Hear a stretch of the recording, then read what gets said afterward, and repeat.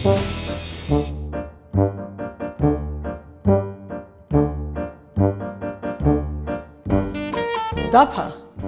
თავისი ფიგურებით იმ შინაარსში რაც ჩადებულია და ის რომ ნებისმიერი სვლა შეცდომიანი შეძაგაგებილის პარტიას ცხოვრებისეულია პირდაპირ უშუალო კავშირია ცხოვრებასთან.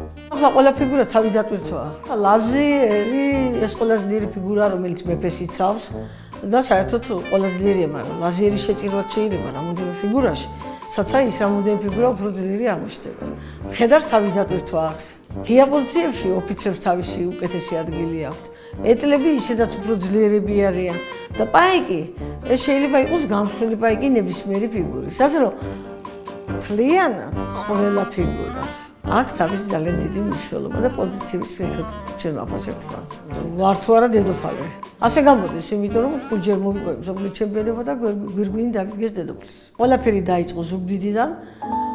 მე მყავდა უფროსი 4 ძმა და პატარაობის ასაკიდან, უკვე სულ პატარაობიდან 5 წლის ჩავთვალოთ ასე, ყველაფერს ვცდილობდი მეთამაშა ის, რასაც ჩემი ძმები თამაშობდნენ.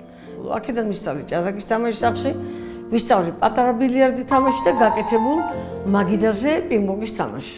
როცა საქართველოს პირველობა გუნდური და ჩატარებული იყო ბათუმში 53 წელს, მე ვიყავი 12 წლის და გუნდს დაჭერდა გოგო და პირველ დაფაზე უნდა ეთამაშა მეორე ძმას ჩემსას თამაშის.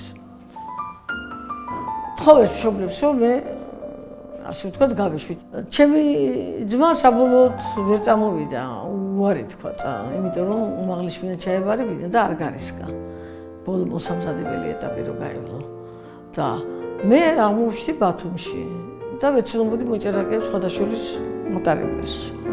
და ვიდაითქვეს რომ ძალიან გაუკვირდათ, როცა მე მათ ვეთამაშე, ზოგიერთს მოუგიკიდეთ და მოკლედ ასე ჩავედით ბათუმში გუნდმა მეხუთე ადგილი დაიკავა და მეც კარგად ვთამაშე ჩემ დაფაზე. მომაქცია ყურადღება ვახტანგ ქარსელაძემ, რომელიც მაშინ ხელმძღვანელობდა პირთა სასახლეში ჭადრაკის გამოფილებას. მე 54 წლის ბოლოს ჩავედი თბილისში და უნდა 55 წელს უკვე პირველი წარმატებები მოვიდა, მაგრამ 56 უკვე სრულიად ჩემი იყო. საცა ვითამაშე 56 წელს გავხდი თბილისში ჩემპიონი დიდებში, გავხდი საქართველოს ჩემპიონი დიდებში, ნახევარფინალი საბჭოთა კავშირის ჩატარდა თბილისში და იქაც პირველი ადგილი დავიკავე და აქედან დაიწყო ყველაფერი.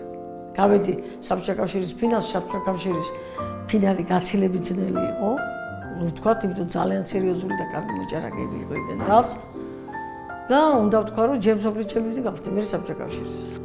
ყველას წარმატებული თამაში მივთვლი იმით, რომ საბჭოთა კავშირის ჩემპიონატში პირველ ადგილზე კი არ თამაშობდი გასვლაზე პრეზიდენტთა ტურნირში. აქედან იწყება უკვე ათვლის წერტილი მაღალი დონის ჭადრაკის თამაშის.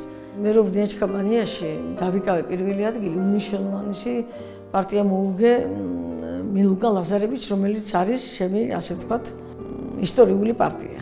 მაგ პარტიის მოგების შემდეგ 2 ტურით ადრე გავინახდი პირველი ადგილი. ასე მოვიპოვე უფლება ბიკოვასთან თამაშის. მეორე ეტაპი იწყება უკვე ჩემპიონობის მოგებით და ის არ დამავიწყდება რა ხდებოდა თბილისში. საქართველოს ტერიტორიაზე რომ შემოვედით, ყველა სადგურზე ჩერდებოდა მატარებელი. საცა არ უნდა გაჩერებული. ხალხი იყო გამოსული შესახვედრად.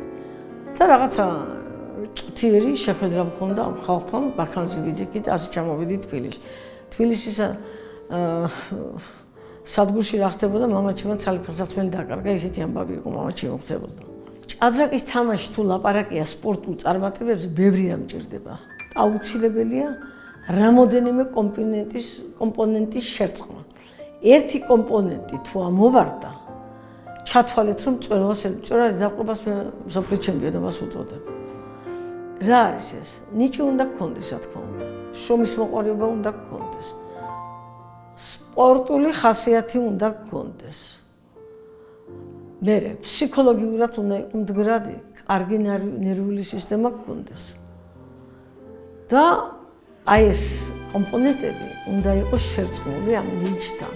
ერთიც რო ამოვარდეს. მორჩა.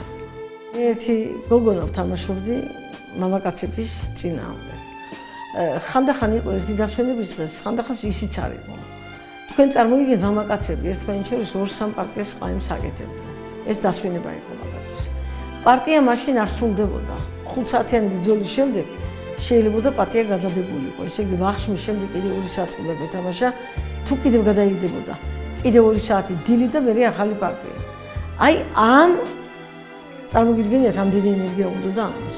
ჩემთან ყველა თავს იკრავდა სათამაშოდ, იმიტომ რომ არ უნდათ რომ გოგონასთან წაეგო და თავის ისტორიულ პარტიად მიაჩნდათ ეს პარტია. აი ამ ტემში, ამ იმაში რეგლამენტი თამაში იყო ძალიან დიდი ენერგიას მართვერდა და ძალიან ბევრი გაფუჭებული პარტიები მახსოვს ბოლოს გვებზე როცა ვჩქარობდი. მაგრამ ძალიან ჩქარა მიიღეს თავიანთ წევრად. მე მიჩვეული ვიყავი მოგებებს. იყო ცალკეული მარცხნივ და მაინც ადვილად გადამქონდა ეს, იმიტომ რომ არ არსებობს წაუგებელი. როცა თითქმის ნახევარი საუკუნე 40 წელი ვთქვათ, ხარ სიმაღლეზე, შეიძლება ჩემპიონის ტიტული დაკარგო, შეიძლება რაღაცა დაკარგო, მაგრამ ჩემპიონის ტიტული დაკარგული მქონდა, როცა პირველი ოსკარი შემოიგდეს და მაინც მე გავხდი მისი მფლობელი. იმიტომ ის იძლევა არა ჩემპიონობისთვის იძლევიან, არამედ წლიური წარმატებისთვის და ყველა საცავი თამაში ყველაფერი მოგებული მქონდა იმ წელს. ასე რომ მე ასე ვთქვათ, ჩემი თავის ფსიქოლოგიც მე ვიყავი. არ მჭირდებოდა მე სხვისი დახმარება, ნერვული სისტემაც ძლიერი მქონდა. თქვენ წარმოიდგინეთ, აი ამდენი ხანი ჭარბ თამაშობ და ეხლა ვაგრძელებ ვეტერანთა ტურნირებში ვთამაშობ, საცა მიმიწვევენ ვთამაშობ სიამოვნებით. ბევრ ვეტერანთა ტურნირს ვიგებ, ეს ეხება მსოფლიო ჩემპიონატსაც, ევროპის ჩემპიონატსაც. დღემდე ერთი ძილის წამალიც არ აქვს მიღებული და ერთი დამამშვიდებელი არ აქვს მიღებული. ამით არის ყველაფერი ნათქვამი.